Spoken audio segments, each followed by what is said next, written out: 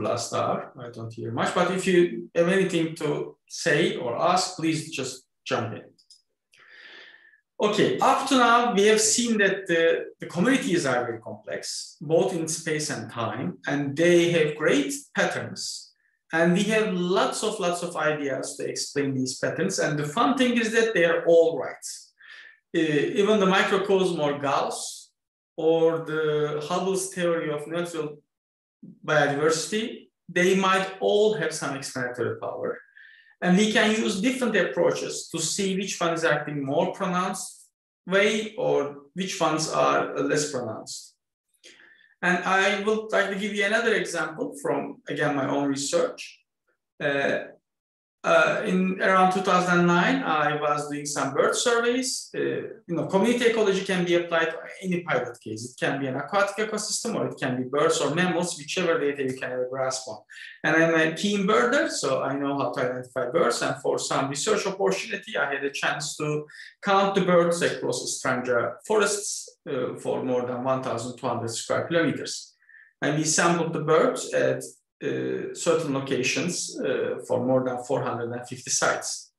But of course, you might ask how you can sample birds.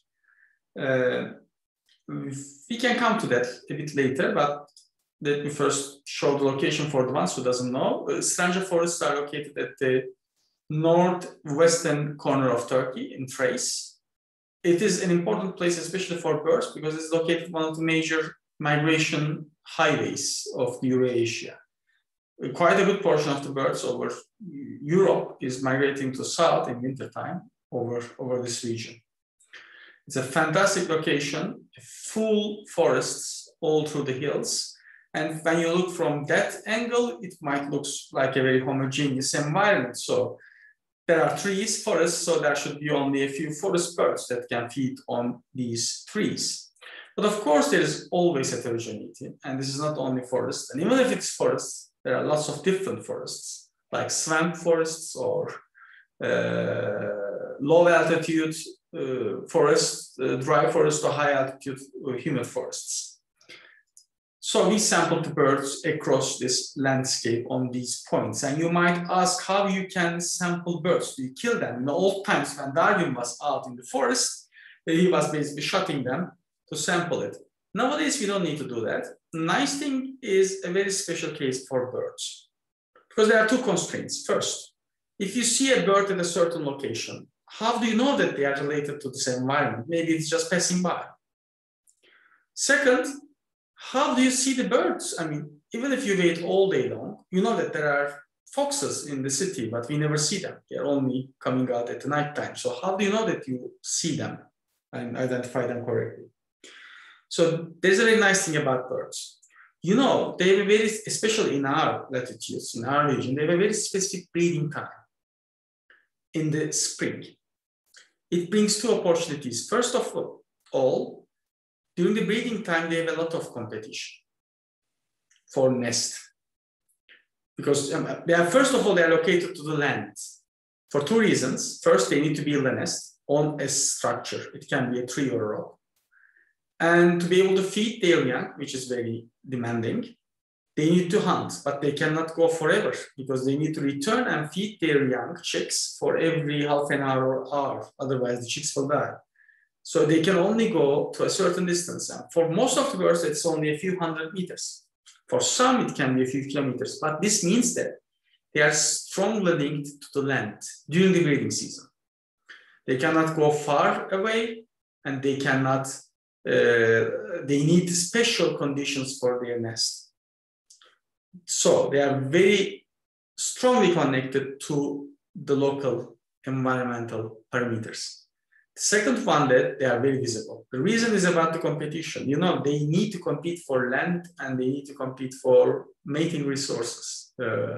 That's why they are very actively displaying, singing, defending their territory, so on and so forth. That's why an experienced bird watcher can easily recognize the birds by sound, by sighting, when he's standing in a forest or so on and so forth. The key part for an empirical ecologist is to make it standardized, so you can compare across places.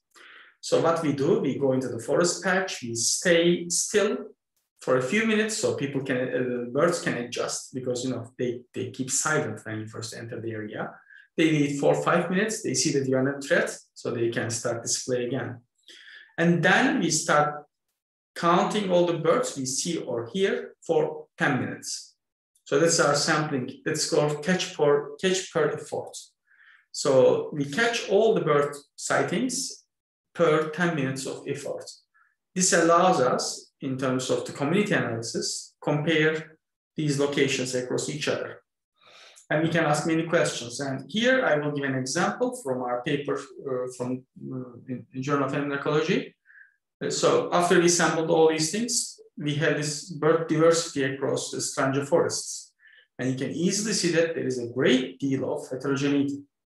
Some places are bright red, high bird diversity. Some places are dull yellow, up to 2 species per sampling. And at the end, it's a short glimpse of the species that are present in these forests, more than 150. And what drives their diversity? We can ask this question. And what metrics we use? It can be the richness evenness for the diversity, or we can use abundance, like abundance means how many species are there per species or in total. That's one way of measuring the abundance. 10 species at site A. But there's also another abundance called occupancy, which is this species has been observed on 100 locations out of 432. So as you can see, in the real world, we had a very high complexity. To be able to handle it, we need to compress it to something we can handle. And one of the ways to decrease this complexity is using surrogate parameters for these communities. And what we can do, first of all, we try to understand the interaction between the bird diversity over this landscape, which is quite complex, with the environmental parameters. And we can do it in a geospatial setting. Geospatial means geography in space. So it can be, we have the data on altitude, we have the data on habitat types, like forests, which kind of forest. And if it is a forest, what are dominant trees, the age of the overall trees, the stand, how close the forest is, we can collect this data. And then we can certainly relate this to the richness. And what we see in general when we relate, the environment does have a certain explanatory power over these spaces. The second thing we can try, we can create a kind of network of meta-communities. The closer meta-communities, closer sites, can have higher immigration than the faraway sites. And we can also model that. That's called spatial modeling, and creating a spatial structure. And we can use them together in regression analysis, multivariate, actually spatial autocorrelative regressions. So what it does, it takes both the effect of environment and both the spatial structure, which is a surrogate for immigration. And what we see that both are effective. I mean, the spatial structure explains more than what's explained by environment. And this, but environment is very important. We can see that many of these forest parameters are significantly related to the bird richness. And we can try to see if there are more things going on, and we can try to relate the regional species, populations, and the local abundance. So what we see, whichever species that are abundant in the region, they're also abundant at the local site and also in the region, in the occupancy. So if species X is abundant in the Western Palearctic, it is also more in every local site on average. And it is also more abundant in the landscape. So it also means that it's not only about the dynamics occurring in the forest of Strange, because forest of Strange is only a part of it. The forest in Denmark is different. But why the same species is dominant or abundant? So this means that something is happening over a co-evolutionary timelines over larger areas. I'm not going into too much of detail because I want to show you something else. We can ask another, for example, another simple ecological question. you know the niche, or niche, depending on the pronunciation. This is the environmental requirement of a species. And we can ask if we can see an effect in this setting.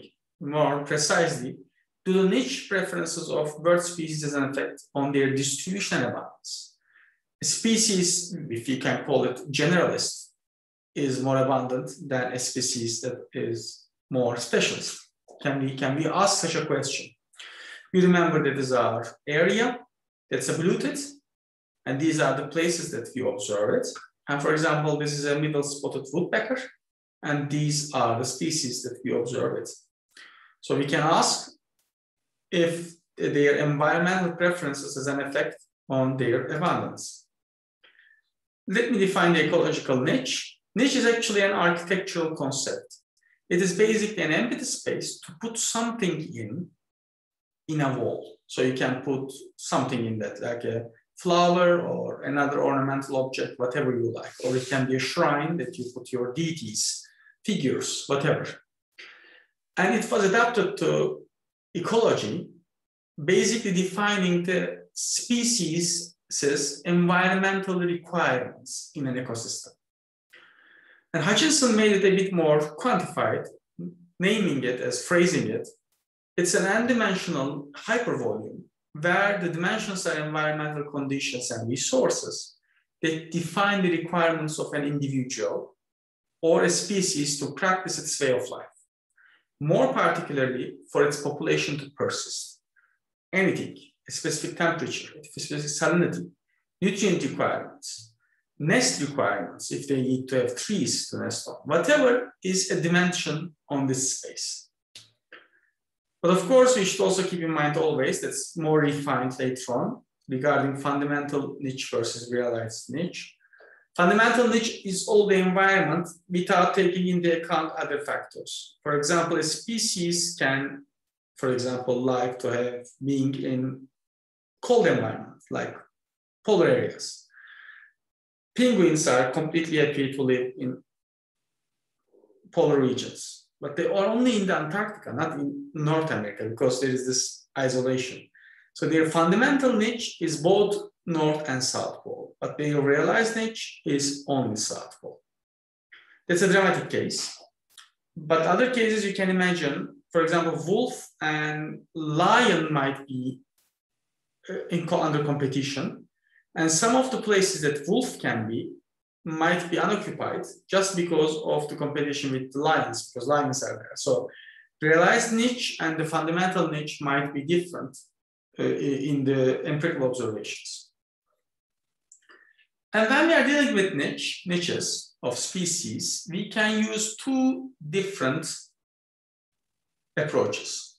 Again, we try to simplify to be able to handle. One way to approach niche is the niche breadth. How wide the niche is, how large the niche is. This also implies how tolerant the species is, because, for example, a species that are only in forest has a certain niche, but a species that can appear in forest, in desert, in lakes, or in wherever, in temperate forest, in subtropical forest, they have a wider niche.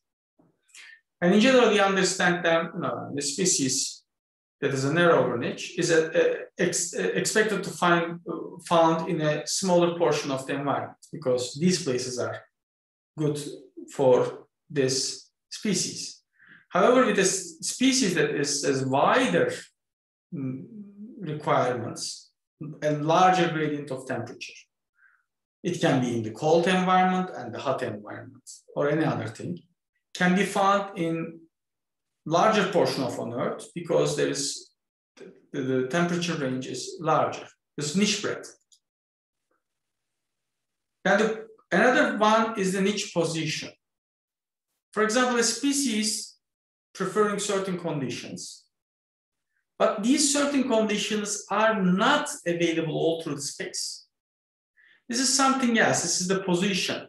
Some species might have the same niche breadth, same tolerance, but they start their tolerance in the mid-values, which are more available across space. Some other species have similar niche breadth, but in a more remote corner of the environmental space.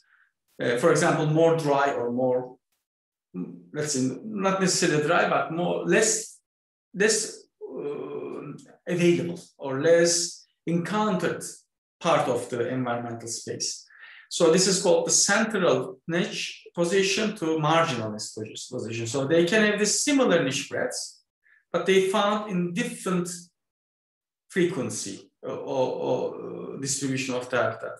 And that's why one of them could be rare, the other could be more widespread. And we decided to test this over this bird data. And it is very easy. We can just make a correlation. We can measure the niche breadth of species by documented preferences of these birds. And then we can plot them with the occupancy over the stringent forests. And what we see, the species that have wider niche breadth, so in other words, more tolerance for environment, they are found in more places over the stringent forests. The same is possible to check with the niche position. Niche position that are more central niche species with more central niche position have higher occupancy. They are found in more locations, and the species that choose more marginal habitats, more marginal environmental conditions, they are found in less places over the landscape.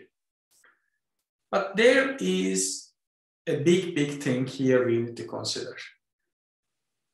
A good phrase is been put forward in quantitative ecology: correlation does not necessarily mean causation. Here we only see a pattern, and it doesn't necessarily mean a mechanism.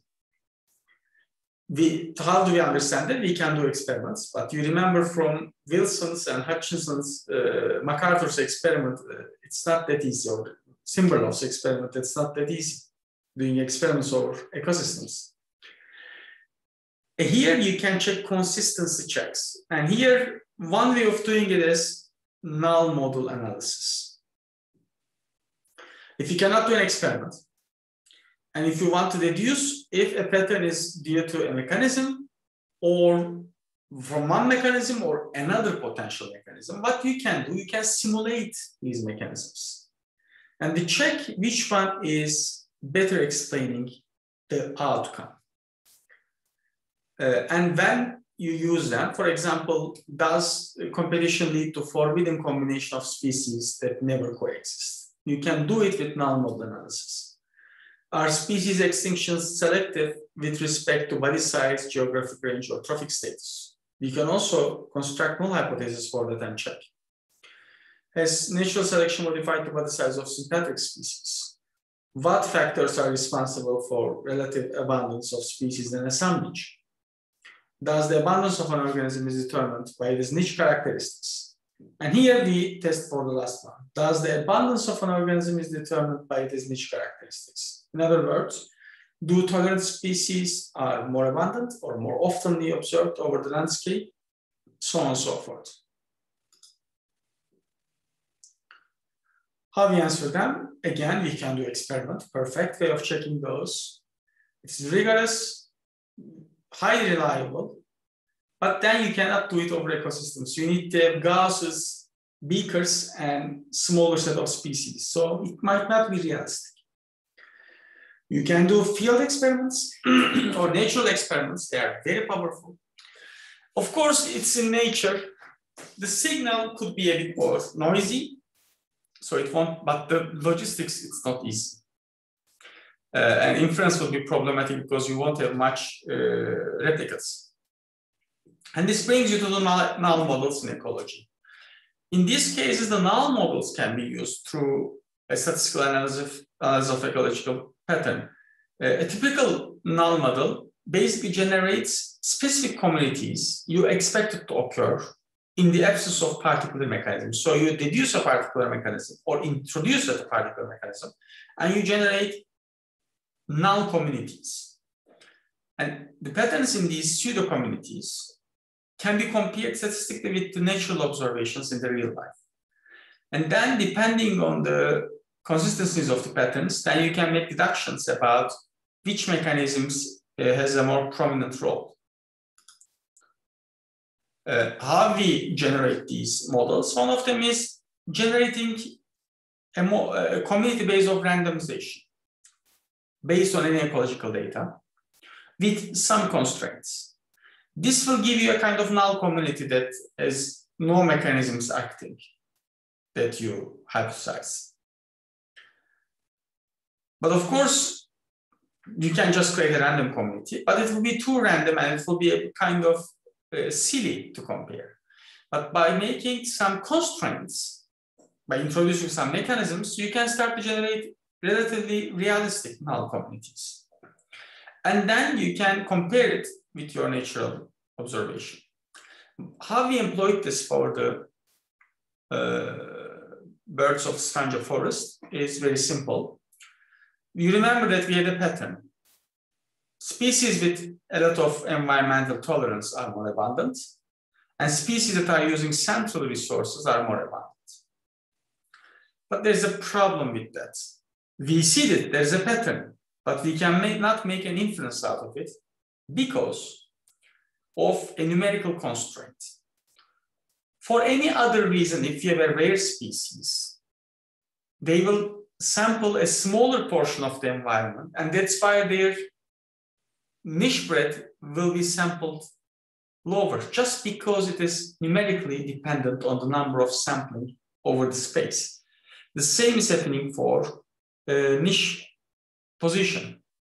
Therefore, we cannot just rely on these patterns. What we can do instead, we can create randomized communities constrained on occupants, on abundance. So we say that these species are rare for some other reason, we don't know, not because of the environment, that's our hypothesis. The environment does not affect those species, but these species are more abundant or less abundant, depending on some other factor. It can be eco-evolutionary dynamics. Some species are losing the battle and going extinct, not because of environment, but for example, interspecific competition. Or maybe people are hunting them, so that's why they are rare. Imagine, for example, if you go and check the deers, they seem to have very specialized and very native old growth forests. But that's not the case. They are hunted all over the country, so they are squeezed into these natural reserves. So what you can do, you can randomize these communities. For example, a species that is only found 10 times over a landscape for other reason. And you can estimate its niche dimensions in terms of position and breadth. And then you can compare it with your natural populations. And we exactly did this thing over the birds of, let me open the presentation. So there are some effects here. So for example, these are the points that we sampled for birds over stranger forest. And we have hoopoe. That's a fantastically beautiful bird that can be found over Eurasia. And you wouldn't believe that is, I mean, it looks tropical birds, like a bird of paradise, but that is near us. Everywhere you can find them in Anatolia. They are breeding all around us. And they are beautiful. And they were also breeding over the stranger. And you can see the red circles now. These are the places that we have seen this bird exist and breeds. So we can easily, as a starting data set, relate this bird to the environment at these certain locations and measure it as niche parameters in terms of its preferences for forest, in terms of its preferences for altitude, temperature, stand age, whatever, habitat structure. But of course, that is our mechanistic hypothesis that we cannot directly statistically test over the data. But what we can do, imagine that hoopoe has no relationship with the environment. However, it will only be seen at 48 locations because some other weird reason, eco-evolutionary or human disturbance, whatever. So you can generate a random community over this landscape at random 48 locations. Then measure these niche dimensions again. Another random 48 locations and measure the niche dimensions again. Another random, and you can do it for many times as you like. This will allow you a random expectation, but constrained on the total abundance. This species will be some sort rare, 48 locations out of 400, 1/10 of locations. But this time, it's not deterministically linked to the environment, but stochastically linked to the environment. It is rare, therefore it is sampling a smaller portion of the environment, so on and so forth. So you can randomize it many times. When you do it, you can get this. This is the real-time, real-world observation of these species and their niche parameters over these 48 locations. Of course, you did for all the species. Each one of them is a species. That's a hoopoe, that is species Y, X, all the other species, eagle, whatever you have in this forest, tits. And when you do that, you see that the species with high tolerance, more environmental variance, have higher abundance, and the species that are under central resources are having higher abundance. Here, what you see is completely randomized communities. So each species has been randomized like this, and we calculate their niche parameters. And what do we see is exactly the same pattern. Any random species will sample the environmental space constrained on its abundance, and this random species will have a certain niche breadth. And we have this almost same positive interaction. The random species with random niche breadths constrained on their abundance tend to correlate with their abundance of occupancy over landscape. So we have a positive relationship, and the same here. We have the species that are for some reason more abundant by random. They tend to have more central resource, and the species that are a bit more rare for some other reason, randomly it samples more marginal position for resources. So the random processes can also provide patterns that are similar to the observed ones.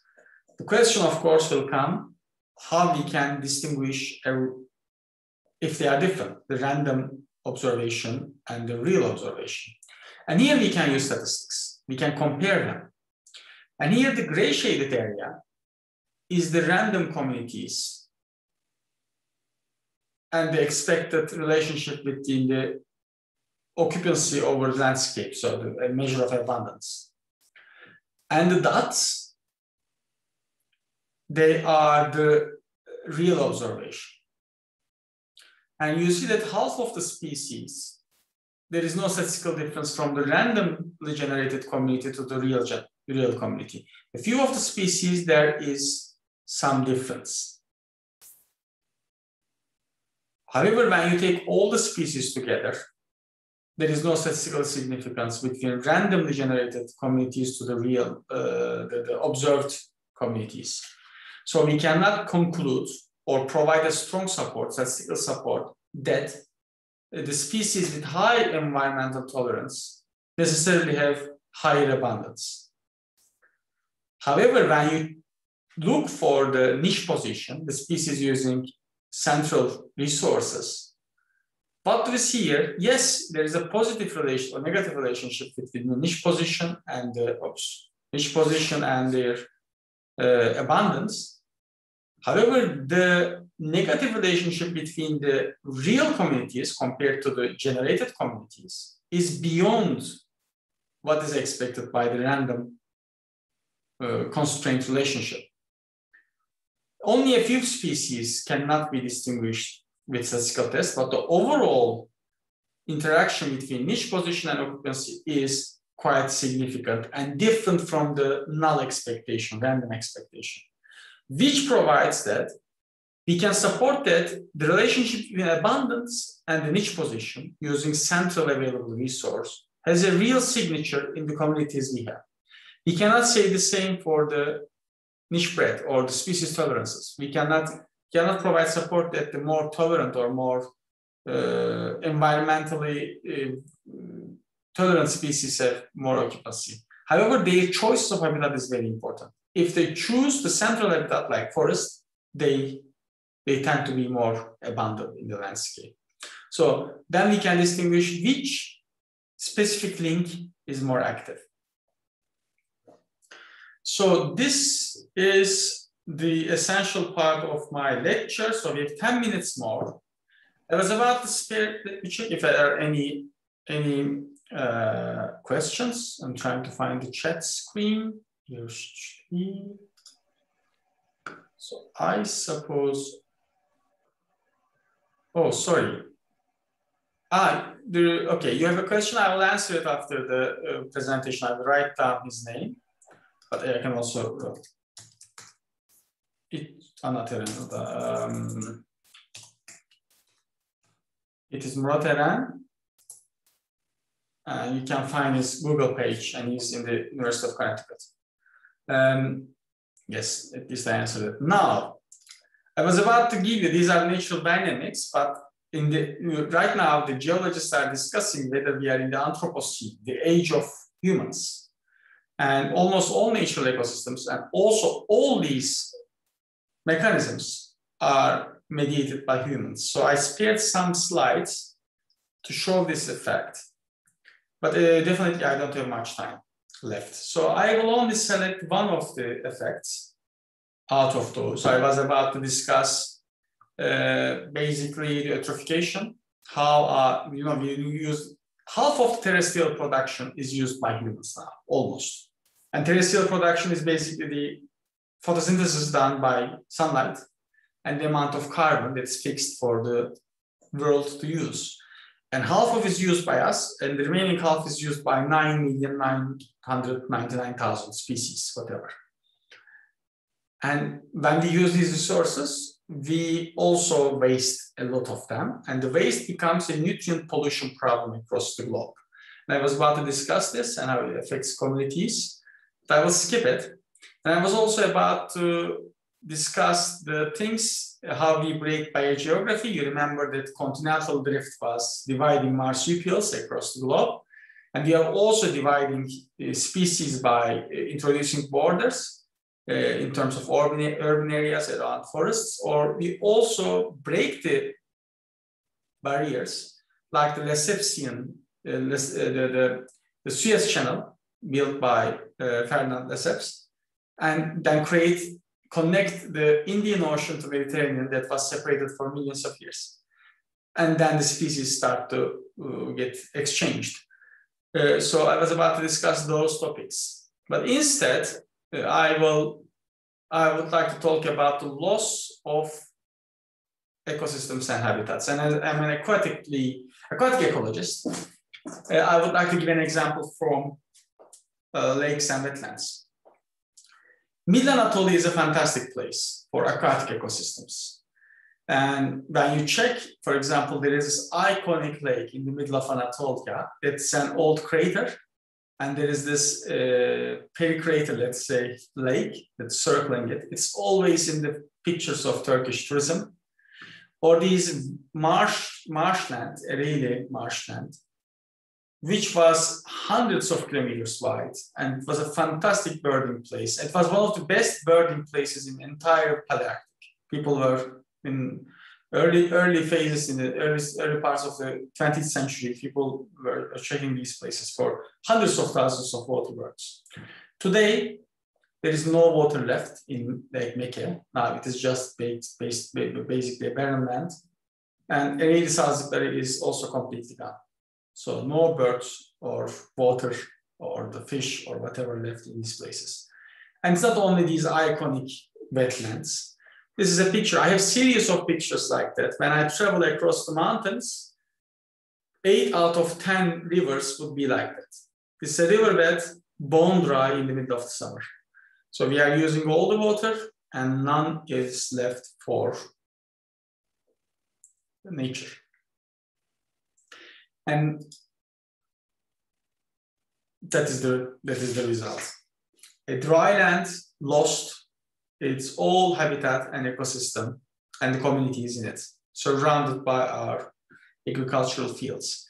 And recently I just submitted, and it's going to be published soon. Tekin led the effort, but it was a large team from our Arid Landscapes or Saline Lakes project, and you can find more information, just a few of them, but you can find them on this link. What we did, we compiled all the data available for Mid-Anatolia. That's an arid landscape. He also did some field work and trying to understand what is going on with the aquatic ecosystems plus the communities inside them. This area is special. Old times in the Paleo environment, this gray zone was a large, huge lake that was called Paleo Konya Lake. Right now, for the last interglacial cycle, this area became dry for some other reasons and lost most of its wetlands. But all the Ereğli marshes, Totomiş marshes, and lots of tens of hundreds, maybe not hundreds of wetlands, but tens of big lakes. This includes the largest saline lake of Turkey and also largest freshwater lake of Turkey, Lake Tuz and Lake Beşir. And you see these dots that are the lakes with different salinities, some of them natural, some of them dams. So we sampled all of them and we also compiled data on the history of these places. The history is largely connected with us because this is known as the storage, agricultural storage, not storage. Turkey relies on the agriculture on this landscape. We are using this landscape for producing lots of agricultural products. What kind of products? Lots of products, from wheat, of course, it's a dry land, so wheat is a big part, but then also many others, we will come to that. And what do you see for the agricultural products from the statistical records? There is a tendency to increase on the overall agricultural production, not for animal farming, but for agricultural production. But the thing is that it's not even. Wheat was all the same. Wheat is a natural agricultural product in this arid landscape. However, the ones that are increasing hugely are the sugar beets and the maize. These are water-demanding crops, and they're increasing for the last 30 years. That's a bit weird because it's an arid landscape, and we are planting water-demanding crops in an increasing rate. And the result is obvious. These are the water levels across groundwater wells in the basin, and you can see that they're all decreasing. We are losing the groundwater in this region, and it is extreme, up to 40 meters groundwater level decrease across 40, 50 years. That is dramatic. Because I mean, you are losing it. This is a karstic environment, and all the groundwater is connected to each other. So you are losing the water across the entire geography, which is hundreds of kilometers wide. And the result is, of course, and the reason is, all the red dots are this is Konya, the central part of this area, and all the red dots are illegal wells that are taken for irrigation. So we know them, but we give a blind eye. And the result is this. That is one of the iconic lakes in this landscape. That Mekke, I've already showed you the Mekke. This is Kulu. And you see that from 1985 to 2000, it basically shrunk to a fraction of its size. And when you do remote sensing analysis, you can see that it is just basically losing its surface area very, very fast. And that is something dramatic and awful. Of course, when they lose the water, you lose the main resource, and there are a few examples what happens with this. When we analyze the water birds, especially focusing on the globally threatened ones, common pochard, marble-tailed, white-headed duck, these are beautiful birds, and they are declining globally. And these places were stronghold for these birds. You know, in 1970s to 2000s, we had many of them breeding in this area. But since 2010s, they almost all disappeared. Marble-tailed is extinct for sure, but the other ones became very, very small remnants and isolated populations. So that's a dramatic decline. And again, we are grateful for the ornithologists. We have data for birds, and this is for the conservation priority species. When we check the overall patterns in the diversity, you see that there is in all places, there is a negative trend in diversity. We can measure it. Korhan did all these analysis. That's very nice. We rely on the breeding bird atlases done in these places in 1990s and 2020s. So 20, 30 years apart, 20 years apart. And by using these breeding bird atlases, we can measure how the biodiversity changed. And it is negative for everywhere, for water birds. We are losing water birds everywhere. And in the central part of this basin, we are losing them dramatically, up to -42 in species richness. So 42 species are lost in these squares. So that's up to, of course, not 42, but that's a dramatic decline. In some places, 76% no longer breeds in these squares. And the overall, gamma richness shrank from 62 to 48 species. So there's a dramatic decline in birds. And we can quantify it because birds are sampled. The other organisms have not been sampled that much. But what we know at least, in this arid landscape, there are 38 fish species extant. So they are living there. And 28 of them are endemic. So 74% of all fish species are endemic. So imagine the biodiversity importance of this area. And right now we are losing more than half of the lakes in this area. And you can easily imagine that more is on the track of extinction. Let me check the time. I have more to say, and maybe I can finish it with a story from birds. You know, I mean, losing the wetlands, Turkey has lost approximately half of its wetlands.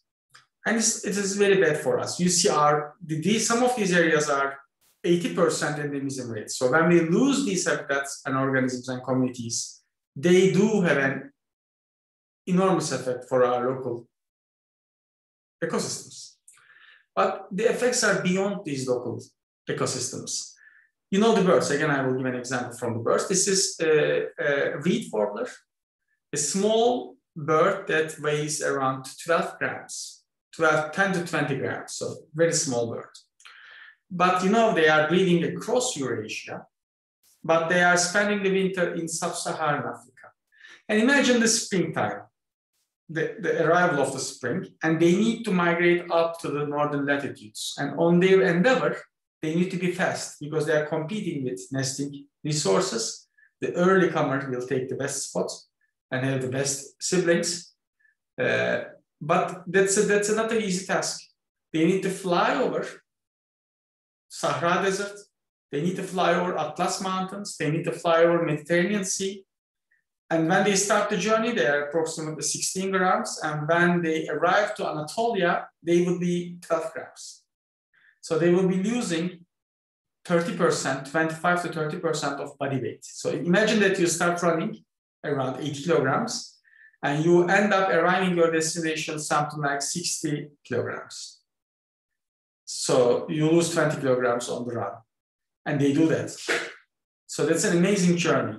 And when they arrive to Anatolia, the wetland is gone. So they need a stopover to feed. And this is the effect on this bird. But imagine that how we disperse how the species disperse over the landscape. I mean, the diatoms were sticking up the legs, and the zooplankton had larvae that are sticking to the feathers of these birds. So they are transporting all the organisms. And we lose species, we lose their interactions, and we lose the ecosystem function, and we lose this amazing diversity of organisms and mechanisms. And I will mostly stop here.